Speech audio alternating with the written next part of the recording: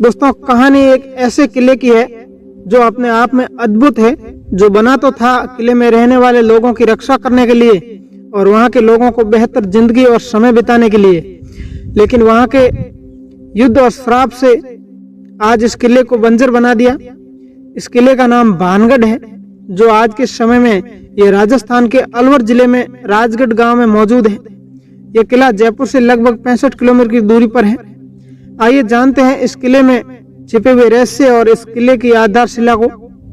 भानगढ़ का किला आज के समय में सबसे डरावने किलों में से एक है, जहां आज भी लोग किले में सुबह के समय और शाम के समय जाने से डरते हैं। आखिर ऐसा क्यों, आओ जानते हैं। स्वागत है दोस्तों आप सबका प्राचीन स्टोरी अड्डा यूट्यूब चैनल में। दोस्तों आप हमारे चैनल पर नए दर्शक पधारे हैं तो इस चैनल को सब्सक्राइब करें और इस कहानी को एंड तक जरूर देखें और ऐसी मोटिवेशनल कहानियां आप तक सबसे पहले पहुंचे, उसके लिए आप घंटी को ऑल पर क्लिक करें। आओ दोस्तों कहानी शुरू करते हैं बिना टाइम गवाए। आज से 400 वर्ष पूर्व 17वीं शताब्दी सन 1631 में राजा भगत दास द्वारा अपने छोटे बेटे माधो सिंह के लिए निर्माण किया गया था। माधो सिंह राजा मान सिंह के छोटे भाई थे। राजा मान सिंह अंबर राज्य के राजा थे। राजा मान सिंह अकबर के दरबार में 9 रत्नों में से एक थे। इस किले में एक साधु बाबा बालकनाथ रहते थे। उन्होंने इस किले के लिए निर्माण के समय राजा से कहा था कि यहाँ इस किले पर कोई भी घर उसके निवास से बड़ा नहीं होना चाहिए। यदि ऐसा होता है तो इस किले के साथ साथ यहाँ रहने वालों का भी सर्वनाश हो जाएगा। राजा माधो सिंह की मृत्यु के पश्चात उसके पुत्र सत्तर सिंह ने राज्य को संभाला। राजा सत्तर सिंह के राज्य में सब कुछ सामान्य था और उसके एक रानी के पुत्र अजब सिंह और दूसरी रानी की एक पुत्री राजकुमारी रत्नावती थी। राजकुमारी रत्नावती बहुत ही सुंदर और प्रतिभावान थी। वे राजस्थान के सुनहरे हीरों में से एक थी। सभी राजाओं ने उन संत की आज्ञा का पालन किया, लेकिन राजा अजब सिंह ने उन संत की आज्ञा का पालन नहीं किया और भानगढ़ के किले में उन संत के निवास से भी ऊंचे भवन का निर्माण करवाया, जो श्राप के विपरीत था। और अगर किसी भवन की छाया उसके निवास पर पड़ेगी तो किले का पतन प्रारंभ हो जाएगा, ऐसा उस साधु ने कहा था और हुआ भी वैसा ही। राजा अजब सिंह के द्वारा बनवाया गया एक और किला, जिसे अजबगढ़ के किले के नाम से जानते हैं, और अगले ही दिन अजबगढ़ की सेना और भानगढ़ की सेना एक दूसरे के सामने थी और भानगढ़ किले के सारे लोग मर गए, जिसमें राजकुमारी रत्नावती भी शामिल थी। एक और कहानी के अनुसार राजकुमारी रत्नावती पूरे राजस्थान में बेहद खूबसूरत थी, जिसका जिक्र करना इतना आसान था।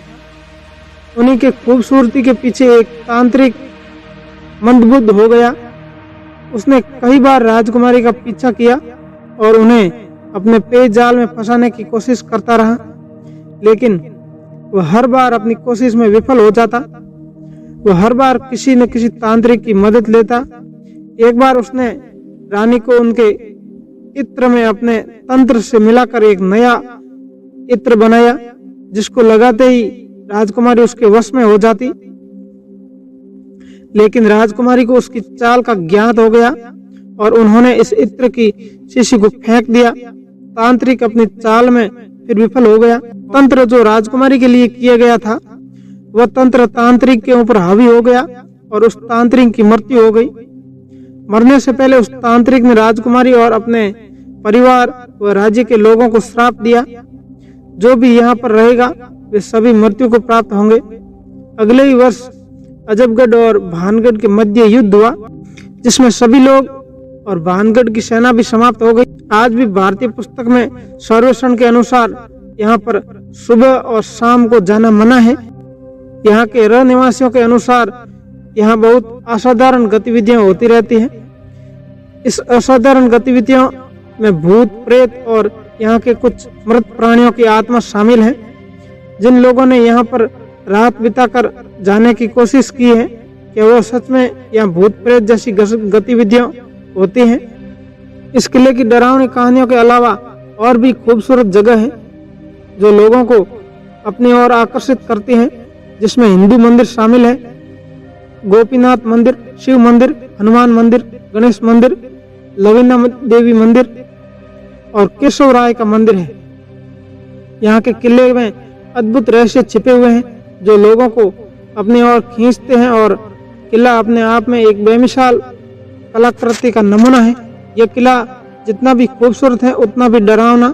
आज की कहानी में इतना ही और मिलते हैं अगली कहानी में। कैसी लगी कहानी हमें कमेंट करके जरूर रिप्लाई भेजें।